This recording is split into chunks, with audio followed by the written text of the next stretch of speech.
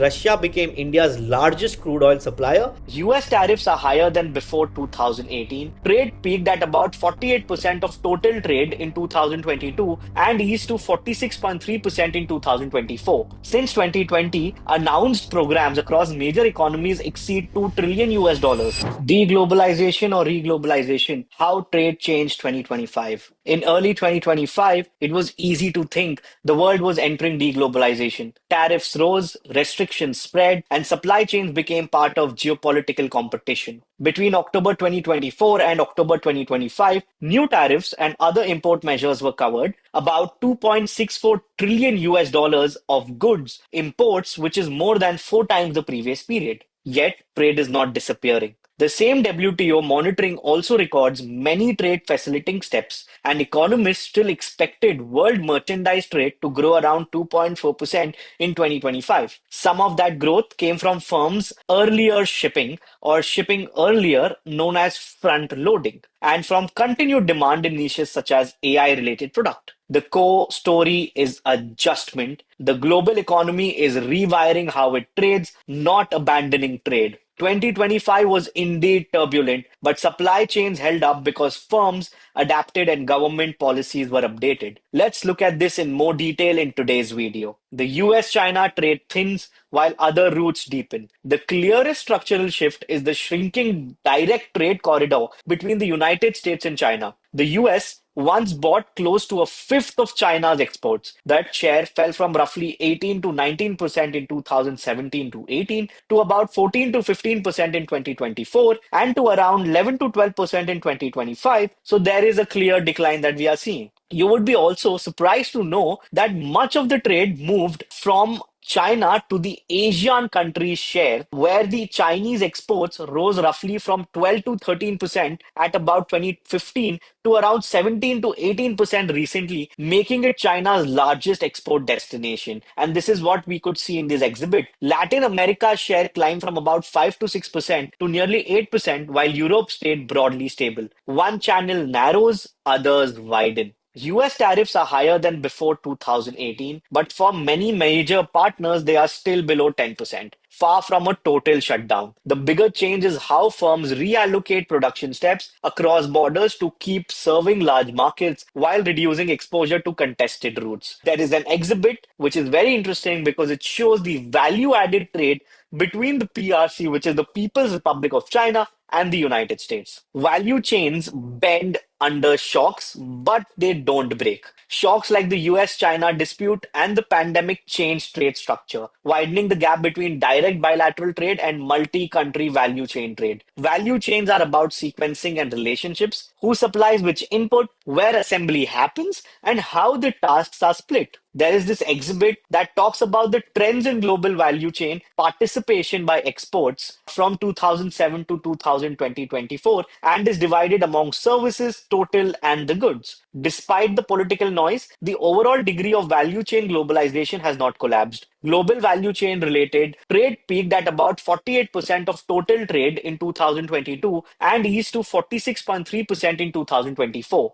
Down, but not a breakdown. What 2025 adds is policy driven uncertainty, restrictions from reach levels not seen in decades, and uncertainty itself changes decisions. Firms respond by redesigning sourcing, changing inventories, and rerouting shipments before rules fully settle. They rarely unwind complex production overnight, but they pause their expansions, simplify marginal cross border steps, and shift sensitive final stages to safer nodes. This exhibit is the effective tariff rates that the US has put on the number of countries, including Canada, the Asian countries, Mexico, China, Japan. Since 2019, services have overtaken goods in global value chain participation, and services trades has grown more steadily after the pandemic than the goods trade. This includes IT, but also finance, business services, engineering, compliance, and logistics coordination. Intangible capital is therefore decisive. In many advanced economies,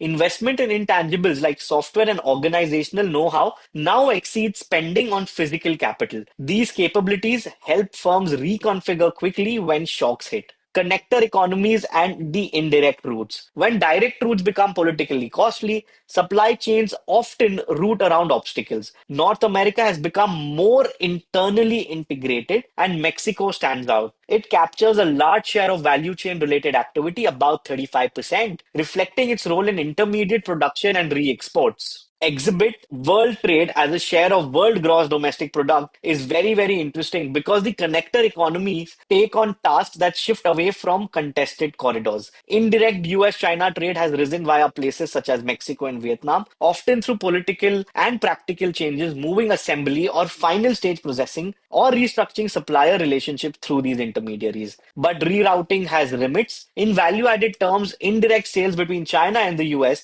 grew from 2021 to 2024, yet remained small compared with direct flows and did not fully offset the decline in direct value added trade. Connector economies help keep goods moving, but they do not recreate the scale and efficiency of fully open bilateral trade. Resilience becomes the strategy, and capability determines the winners. Earlier, globalization rewarded pure efficiency, lower cost, just in time delivery, and minimal redundancy. But the mid 2020s reward resilience, diversified sourcing, transparency, and supply chain mapping that treats disruption as normal. Stable macro financial conditions also matter because crises can abruptly cut off trade and the investments. The deeper point is that resilience is not evenly distributed. Firm level data confirm global value chain participation can boost productivity, with backward participation associated with 2 to 5% points higher productivity growth per year relative to non participants, especially in technology incentive sectors. That implies a feedback loop. Firms and countries with better connectivity, skills, and finance can both join and upgrade within value chains, which then raises productivity and makes them even more attractive nodes in a rewired system. Governance rewires to industrial policies plus the targeted deals. Instead of broad liberalization, the mid 2020s are defined by selective state power. Industrial policy has re-emerged. Subsidies, tax incentives, mandates, and procurement are being used to shape strategic sectors. Since 2020, announced programs across major economies exceed 2 trillion US dollars, concentrated in semiconductors, clean energy, digital infrastructure, and upstream inputs such as critical minerals. Trade agreements are also becoming narrower. Rather than sweeping pacts, governments increasingly sign targeted deals focused on specific barriers, especially in digital trade and critical minerals. More than 185 of these were signed by end of 2024 in just those two areas, with digital trade linkages increasing more than 30x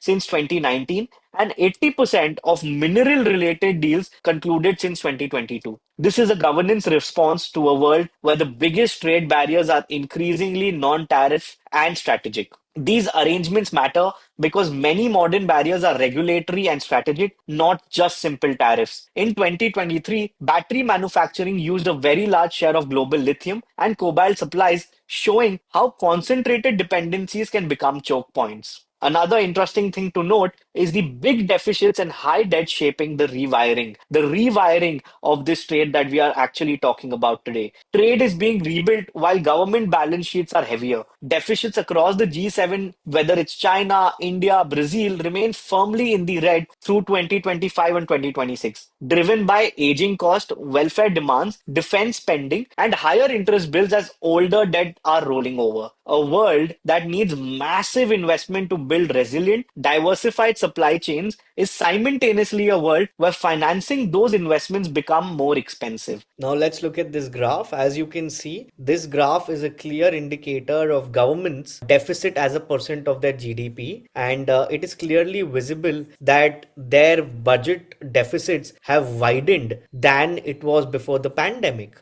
In this environment, trade policy becomes entangled with fiscal reality, tariffs become a domestic political tool, subsidies become a strategic lever, and monetary policy independence becomes harder to preserve when debt service costs are high. This exhibit talks about the 30-year yields, partially reflecting concerns over the debt sustainability. You can see it for countries like France, UK, Japan, Germany, US. Now, where does India fit in all of this, right? India's position is clearly, when measured in value added, not just gross exports. India is now among the top 10 value adding economies, reaching about 2.8% of global domestic value added in exports in 2024, supported partly by IT enabled business services aligned with the broader shift towards service led globalization. Geopolitics is also reshaping India's inputs. After 2022, energy flows shifted. By mid 2023, Russia became India's largest crude oil supplier, and refined fuels rose to about 28% of India's total imports, up from 3.6% in 2021. These shifts influence input cost, inflation,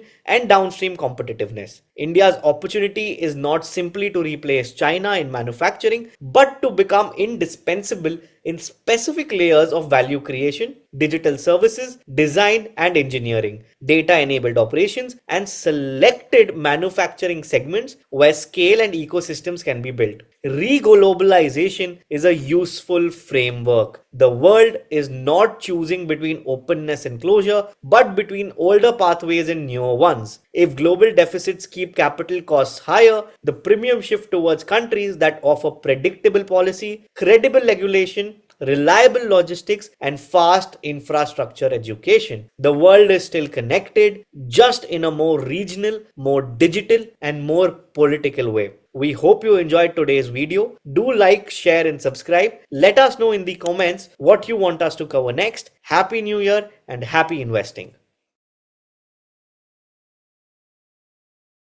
Investment in securities market are subject to market risks. Read all the related documents carefully before investing.